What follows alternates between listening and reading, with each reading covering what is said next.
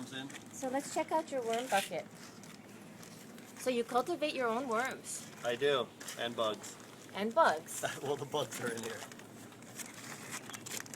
But I have other bins at home. This is just one I brought with me I gotta get some worms for somebody. So there's usually, I gotta find it. Oh yeah. And so are they using this for all purpose, including like fishing, like bait? No. These are composting worms. So Oh, they they're will. composting worms. Okay. You just put all your waste in there, and they break it down, and they make this stuff, which is like, when you dry it out, I mean, it's like gold fertilizer. It's unreal. So And you sell this. yeah, I sell the worms. I sell this when it's all dry. But yeah, this is just a little one that I have. I have like a bunch of them at home that are like half. They're these big 50-gallon drums cut in half. So I grow them, and so I had to bring some today because some lady wanted some worms. Very cool. Look at them. It's so I mean, rich. this is like awesome fertilizer. Of course, there's always going to be other bugs. It's almost impossible to not have other bugs, but But the other bugs contribute to the ecosystem as well, correct? yeah, it's fine. Okay. That's no And problem. that's a lot of times, like if you ever go out in your garden or something and there are a lot of bugs in the dirt, that's a good sign. That means you have a lot of live action in there and a lot of live organisms which they like to feed off of. So you keep this in this rough tote, right? Yeah, Yeah. this one. The other ones at home I have in something else, but this is like my one I can bring around if I need to bring it for somebody. You can throw your paper and everything in there. They eat it all. Paper. You can put paper in here too? Cardboard, paper.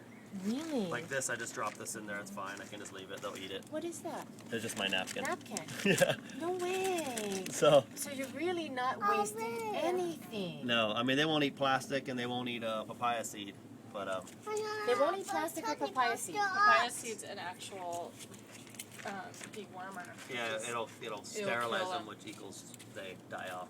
Oh. So So they're smart enough to know not to eat this. Well- Nature is incredible. yeah, And they So- don't eat plastic either because It's not enough. it yeah, don't they're- taste good. yeah. Not that natural. Doesn't come from the earth.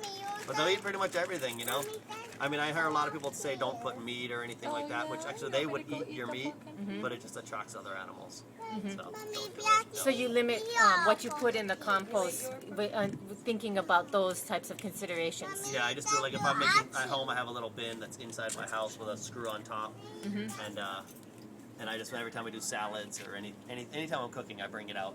All my leftover stuff I throw in there, and then I add that bokashi stuff we were talking about to it because it helps break down the food faster, which that's what your worms really want. They don't want the fresh food; they want the broken down stuff with a bunch of mold and organisms eating it up. That's what they want.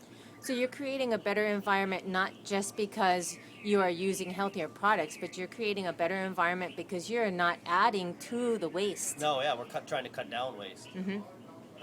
I mean, we already have like an overload of waste here on the island. We have nowhere to put it. You know, there's also like a big thing floating in the middle of the sea that's like bigger than the Hawaiian Islands. That's all waste. This should cut it down. You know, I'd say easily 30 to 50%, depending on who it is. Maybe even more. You know, if all you do is eat veggies and you're already trying to help out, you probably have, you know, maybe you only have paper and vegetables, and all that can go into here. And like I said, if you really wanted, you could give them your meat and stuff, but we just don't recommend it because it's going to attract other animals. But the meat can go into the bokashi bucket easily. You can throw your dairy, your meat, your bones, whatever you want in there. Your papaya seed that you can't put in here.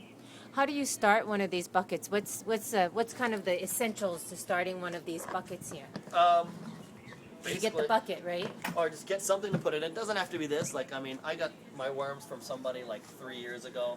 It started with like just a little handful or a couple handfuls.